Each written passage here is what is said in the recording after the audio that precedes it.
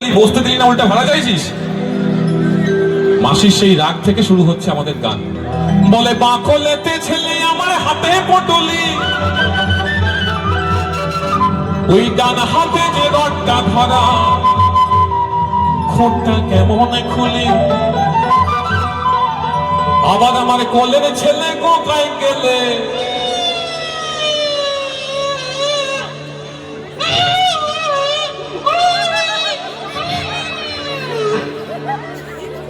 এত কাঁদছিস কেন? সিট দেবে দাঁড়া, একটু জোরে জোরে কাঁদ থেকে সিট পাবি। আবার আমার কোলের ছেলে কোথায় গেলে, খেলে চোখের জল। আরে ও কন্ডাক্টর বাবু গো, বলে তুই কেন ঢুসাই দিবি?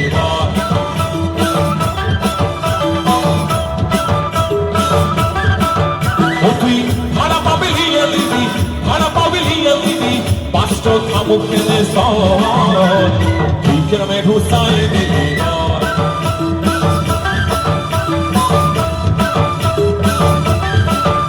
বলি বাবা বলে ছেলে আমার হাতে পটুলি, ওই ডান হাতে যে রডটা ধরা, খোঁজটা কেমন খুলি। আমার কোলের ছেলে কোথায় গেলে, কোলের ছেলে কোথায় গেলে, কোলের ছেলে কোথায় গেলে, খেলে চোখের জল, তুই কেন ঢুসাই দিলি?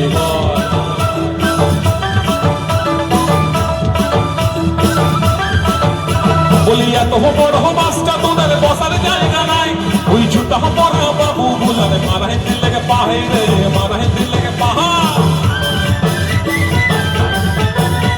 ওই এত বড় বাসটা তোদের বসার জায়গা নাই, ওই জুতা পরা বাবু বুলারে মারাই দিলে পাহাড়ে, মারাই দিলে পায়।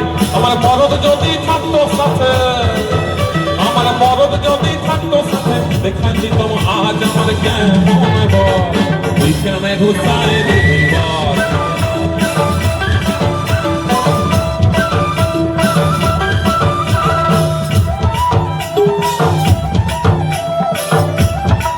গল্পটা এখানে শেষ হয়নি।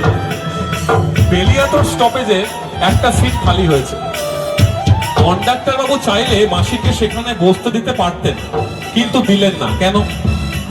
কারণ বেলিয়াতোর থেকে একটা 20-21 বছরের সুন্দরী মেয়ে খুব সুন্দর সেজে গুজে বাসের মধ্যে উঠেছে।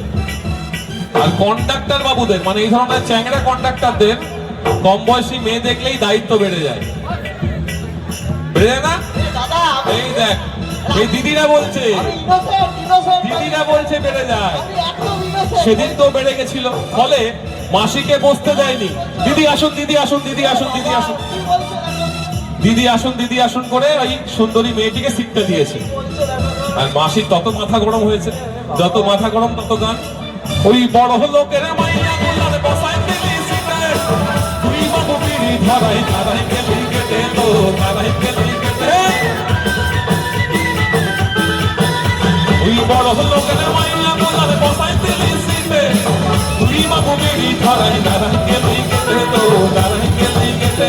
বলি তোদের মতন মরদ গুলা, বলি তোদের মতন মরদ গুলা করোনা কবে হবে বড়, তুই কেন ঘুষাই দিবি?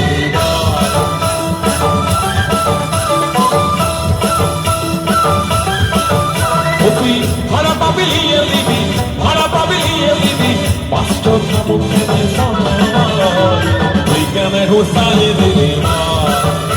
আরে তুই কেন ঘুষাই দিবি? তুই কেন ঘুষাই দিবি? তুই কেন ঘুষাই দিবি? তুই কেন ঘুষাই দিবি? তুই কেন ঘুষাই দিবি?